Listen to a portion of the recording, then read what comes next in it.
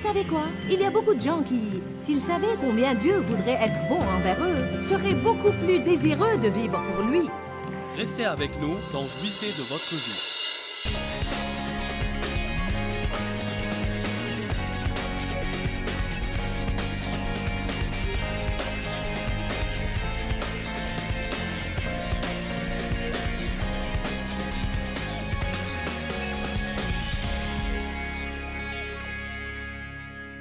Reconnais-le dans toutes tes voies et en toutes tes démarches. Mes pensées sont au-dessus de vos pensées, mes voies sont au-dessus de vos voies. En d'autres termes, la vérité, c'est que Dieu est simplement plus intelligent que nous. C'est ma façon la plus simple pour le dire. Dieu a sûrement une meilleure idée. Reconnais-le dans toutes tes voies, et il dirigera et aplanira tes sentiers. Ne sois point sage à tes propres yeux. Ne pensez pas que vous êtes assez intelligent pour diriger votre vie. Ne pensez pas que vous pouvez résoudre tous vos problèmes. Crains respectueusement et honore le Seigneur et détourne-toi du mal. Cela sera salutaire à ton corps et le remède à tous tes troubles. Quelqu'un avait dit à Dieu, « Pourquoi suis-je si nerveux ?» Parce que ton esprit ne se tait jamais. Tu essaies d'arriver à comprendre une chose tout le temps. Ce sera la santé pour tes nerfs, et tendons, et moelle, et rafraîchissement pour tes os. Ça veut dire que nous allons nous porter mieux si nous nous fions à Dieu, et si nous arrêtons d'essayer de trouver une solution à tout et de vouloir comprendre tout. Je répète, nous devons être satisfaits même sans savoir. Il y a des saisons que nous traversons dans notre vie. Ce soir, nous allons parler des différentes saisons de notre vie. Il y a tout d'abord une saison pour labourer. Il n'y a rien d'agréable à labourer. Puis il faut semer. Ensuite, irriguer et désherber. Et il y a une attente. Et puis finalement, nous avons la récolte. Mais vous savez quoi? Vous n'aurez pas la récolte avant d'avoir les autres saisons. Donc, nous devons apprendre à nous calmer dans ces autres saisons de la vie et à jouir de chaque saison de notre vie. Ça ressemble à avoir 2 ou 3 enfants. Vous dites, « Je serai contente quand vous pourrez vous asseoir, quand vous pourrez ramper et quand vous pourrez marcher. » Eh bien maintenant, parce que vous marchez, vous touchez à tout. Je serai contente quand vous aurez 2 ans, non 3 ans. Je serai contente quand vous serez propre. Je serai contente quand vous serez au jardin d'enfants. Je serai contente quand vous irez à l'école. Je serai contente quand ce sera l'été et que je ne devrai plus vous prendre à l'école. Je serai contente quand l'été sera fini et que vous rentrerez à l'école. Je serai contente quand vous irez à la faculté et que j'aurai la paix. Je serai contente quand je n'aurai plus à payer les scolarités. Je voudrais savoir qui est-ce qui va jamais avoir le temps d'être content maintenant? Quand est-ce que quelqu'un va avoir le temps d'être content maintenant et non pas dans un autre temps de sa vie? Je serai contente quand il sera temps de partir en vacances. Je serai contente quand j'aurai une augmentation. Je serai contente quand je perdrai du poids. La Bible dit que l'espérance et l'attente joyeuse et confiante du bien nous donnent la joie maintenant. Romains 5 dit « Soyez remplis de joie maintenant, pendant que vous attendez. » Car l'espérance, à la manière de Dieu, et non pas les trucs de touchons du bois. Crois-tu qu'il va pleuvoir demain? Je ne sais pas, mais je touche du bois.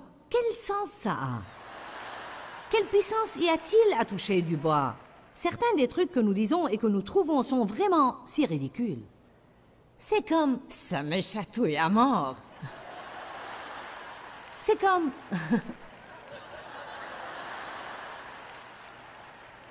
C'est comme les gens qui me disent « Oh, Joyce, je t'ai regardé religieusement. » Je n'ai absolument rien de religieux en moi.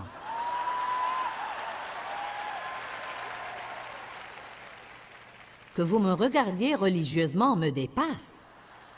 Je ne veux pas que vous me regardiez religieusement. Je veux que vous me regardiez avec foi et avec un cœur ouvert et une attitude qui permet à Dieu de vous changer radicalement. Je sais que les gens disent ce qu'ils disent tout le temps par habitude, mais les choses qu'ils disent sont vraiment curieuses. Touchons du bois, touchons du bois. Je vais toucher du bois pour que ma fille ne tombe pas enceinte avant qu'elle ne se marie.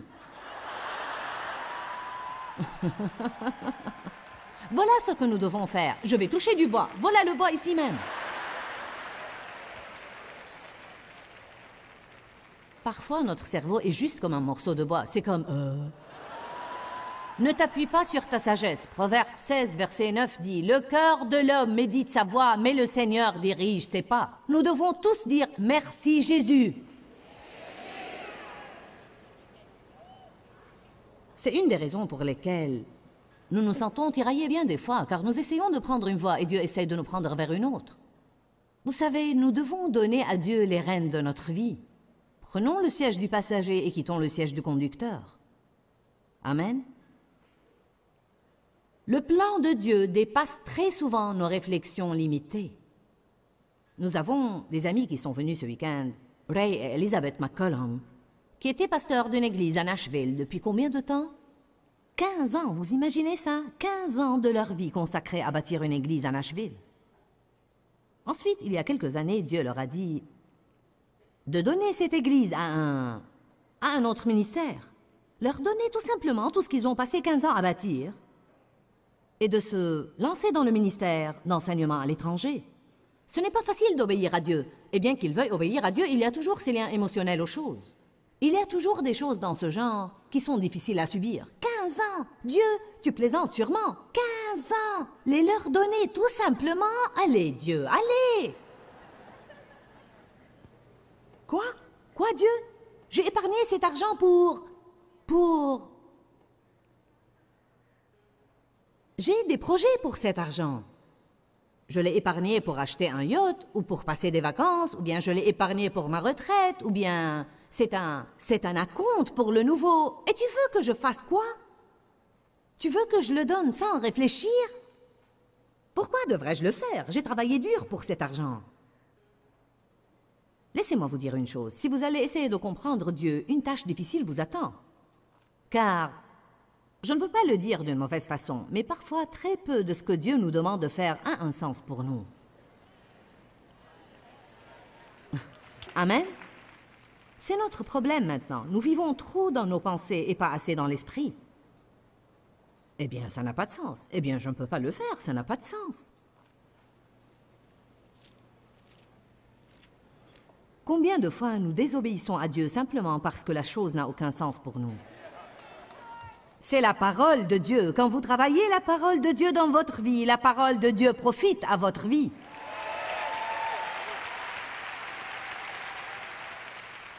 Ma Bible dit « Quiconque croit en lui ». Êtes-vous un quiconque aujourd'hui? Je vais vous dire une chose. Peut-être que je ne suis personne de spécial. Peut-être que je ne suis pas extrêmement instruite, mais je suis un quiconque. Et si quiconque peut l'avoir, alors je vais être dans cette file. À dire vrai, il y a une partie de moi qui, même en ce moment-là, est en train de me dire « Tu ne dois pas raconter ceci. Tu ne dois pas parler de cela.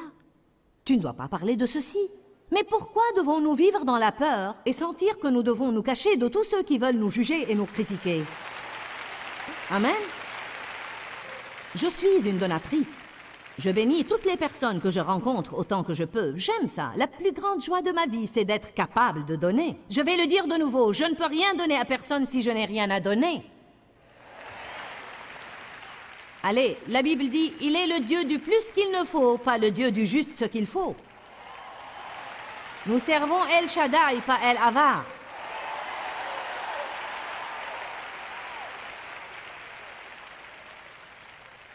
Je ne m'embarque pas dans ce genre de truc très souvent. Mais Dieu parle à certaines personnes aujourd'hui. Et peut-être surtout à certains de ceux qui nous regardent à la télé, parce que nous attirons toutes sortes de gens. Vous savez quoi? Il y a beaucoup de gens qui, s'ils savaient combien Dieu voudrait être bon envers eux, seraient beaucoup plus désireux de vivre pour lui. Allez maintenant. Et commencez à servir Dieu. L'argent n'est pas tout. Écoutez-moi bien. J'ai servi Dieu dans le désert. Je vous l'ai dit la veille et je le répète, il ne s'agit pas d'argent et de choses que vous pouvez avoir et posséder. Je t'ai fait marcher dans le désert ces 40 années afin de t'humilier et de t'éprouver pour voir si tu garderais mes commandements. J'ai honoré Dieu dans le désert et je servirai Dieu même si je n'avais pas tout ça. Et si je devais prêcher rien qu'à 50 personnes au bord de la rivière, je le ferais et j'aimerais toujours Dieu. C'est bien ça l'attente. C'est en fait un terrain d'épreuve dans notre vie. C'est pourquoi nous attendons. Dieu ne va pas vous donner des choses que vous n'êtes pas assez mûrs pour avoir, car vous n'allez pas savoir vous en servir et vous n'allez pas glorifier Dieu. À quoi bon attendre si vous n'attendez pas quelque chose? À quoi bon vivre si vous ne pouvez pas progresser dans la vie? Vous n'avez pas besoin d'être coincé quelque part pour demander à Dieu la plus petite chose à laquelle vous pouvez penser de peur de l'offenser. Dieu peut faire infiniment, abondamment, plus et au-delà de tout ce que nous oserions jamais. Oserions espérer, demander ou envisager selon sa puissance qui agit en nous.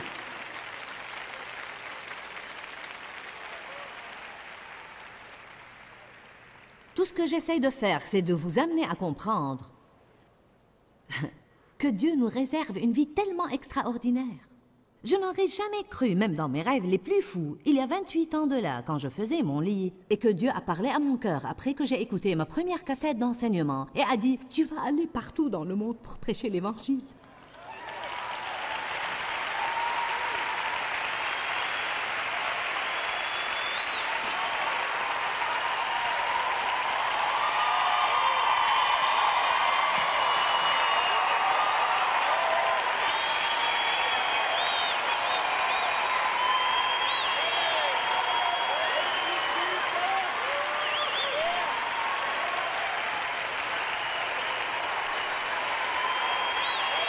Dieu est si merveilleux, si merveilleux.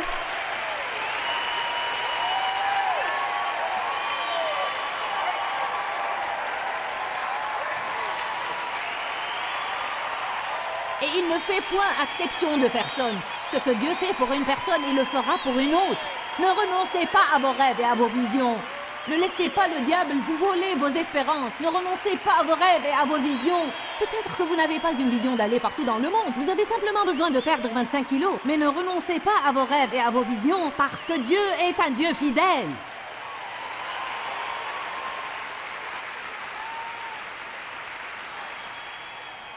Dieu est un Dieu fidèle. Vous ne comprenez pas comme je suis une personne ordinaire. Vous ne comprenez pas comme ce que je fais est impossible. Ce n'est pas une chose qui m'est arrivée parce que je suis une personne spéciale et privilégiée, avec plein de dons et de talents et d'instructions. Je veux dire que je suis comme les disciples, simples, ordinaires, banals, une personne de tous les jours. Dieu va faire une chose extraordinaire pour vous si vous refusez de renoncer.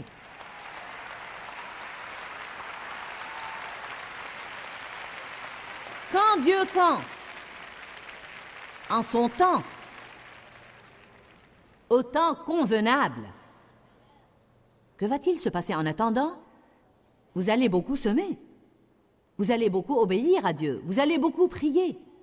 Vous allez beaucoup refuser de renoncer. Vous allez un peu pleurer. Vous allez un peu souffrir. Il va y avoir des gens qui vont vous faire du mal et qui vont vous harceler. Vous allez être testés. Vous allez être persécutés. J'ai dit à quelqu'un l'autre jour, pourquoi les gens ne veulent-ils pas que vous possédiez quelque chose?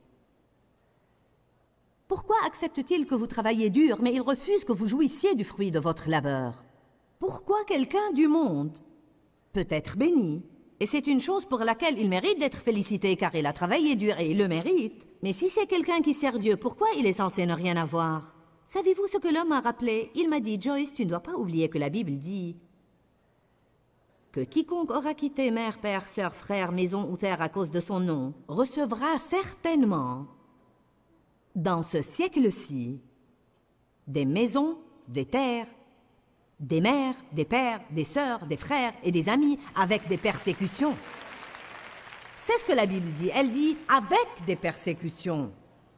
Nous devons nous rendre compte que si nous voulons le meilleur que Dieu a pour nous, il va toujours y avoir des gens autour de nous qui ne vont pas aimer ça. Combien de vous, quand ils avaient à peine accepté Jésus comme leur sauveur, ont eu des gens qui n'ont pas aimé ça? Combien de vous, quand ils ont été baptisés dans le Saint-Esprit, ont eu des gens qui n'ont pas aimé ça? Combien de ces gens vous ont appelés radicaux, extrémistes et trop religieux et ont dit que vous alliez trop loin parce que vous serviez Dieu? Combien de vous ont trouvé dans leur vie qu'alors même que Dieu leur donnait des promotions et les élevait, qu'il y avait toujours des gens qui étaient jaloux de ce qu'ils avaient? Vous savez quoi? Nous devons être courageux et téméraires, et nous devons ne pas nous excuser de ce que Dieu fait dans notre vie. Nous devons être une lumière dans le monde. Le sel est censé donner faim aux gens. Nous devons avoir une vie qui fait que les gens désirent avoir ce que nous avons. Allez à Deutéronome 26 pour un moment. Genèse 26. Je ne m'attendais pas à prêcher sur la prospérité, mais... Alléluia. Mais je crois plutôt que mon message me revient. Le cœur de l'homme médite sa voie, mais Dieu dirige ses pas. J'étais venu avec un plan, mais ce n'était pas la voie que Dieu voulait. C'est ce que nous devons faire dans notre vie. Il n'y a pas de mal à avoir un plan, mais nous devons être disposés à le laisser tomber et à suivre la direction du Saint-Esprit. Comme ça, la vie va devenir passionnante. Débarrassez-vous de votre routine. Verset 12, Genèse 26, 12. Puis Isaac sema dans ce pays, et il recueillit cette année 100 fois plus de ce qu'il avait semé, et le Seigneur lui fit la faveur de ses bénédictions. Et cet homme devint riche, et il alla s'enrichissant de plus en plus jusqu'à ce qu'il devint fort riche et éminent. Il avait des troupeaux, un grand nombre de serviteurs, et les Philistins lui portèrent envie. Qui comprend cela? Dieu l'a béni. Les incroyants ont été jaloux. Il a semé des graines, Dieu l'a béni, les incroyants ont été jaloux. Si vous croyez que vous allez servir Dieu et avoir son meilleur et que tout le monde vous appréciera, j'ai un message pour vous ce matin. Vous devez vous attendre à autre chose. S'il y a une chose dont le diable va se servir contre vous, c'est le refus des gens dont vous auriez aimé avoir l'approbation. Vous auriez aimé avoir leur accord. Il va se servir de votre famille contre vous. Il va se servir de vos amis contre vous. Il va vous harceler au moyen de gens que vous n'auriez jamais pensé qu'ils se retourneraient contre vous, car Satan sait que c'est une des plus grandes douleurs que nous puissions avoir dans notre vie. Au début, ma famille s'est retournée contre moi. J'ai perdu des amis. Mon Dieu, je me rappelle comme je me sentais seule. Je me rappelle que je m'allongeais sur le plancher de mon bureau et j'avais sérieusement mal. Je voulais m'enfuir de Dieu et de l'appel de Dieu sur ma vie. Et je me rappelle que j'ai dû étendre le bras et attraper les pieds d'un coffre dans mon bureau. Et je m'y agrippais et je disais, Dieu, s'il te plaît, Dieu, aide-moi à ne pas m'enfuir. Aide-moi à ne pas m'enfuir. Aide-moi à tenir bon Dieu et à faire ce que tu veux que je fasse. J'essaye de vous dire que ça ne va pas être facile, mais à la fin, ça va en valoir la peine. Attendez la plénitude de Dieu dans votre vie. Ne renoncez pas et ne laissez pas tomber. Dieu ne va pas être en avance, mais il ne va pas être en retard. Ne perdez pas votre temps à essayer de savoir quand. Je vais vous dire quand. En son temps, en temps convenable, lorsque Dieu sait que vous êtes prêts et qu'il peut vous bénir sans vous détruire, Dieu va augmenter la chaleur du feu dans votre vie. Et je vous dis que vous allez vous transformer en or et vous allez reluire pour lui. Personne ne va aimer ça, mais finalement, c'est vous qui rirez bien. Rira bien qui rira le dernier. Noé a ri en dernier. Les gens ont ri de lui, mais quand il était dans le bateau et ils se noyaient tous, il a ri en dernier. Eh bien, quand Dieu, quand, nous le disons tous tout le temps, n'est-ce pas?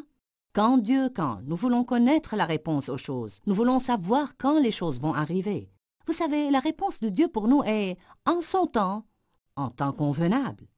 Cela veut vraiment dire qu'il ne nous dit rien de précis, il veut que nous nous fions à lui. Écoutez, quelle que soit la situation dans laquelle vous êtes, Dieu veut que vous ayez confiance en lui.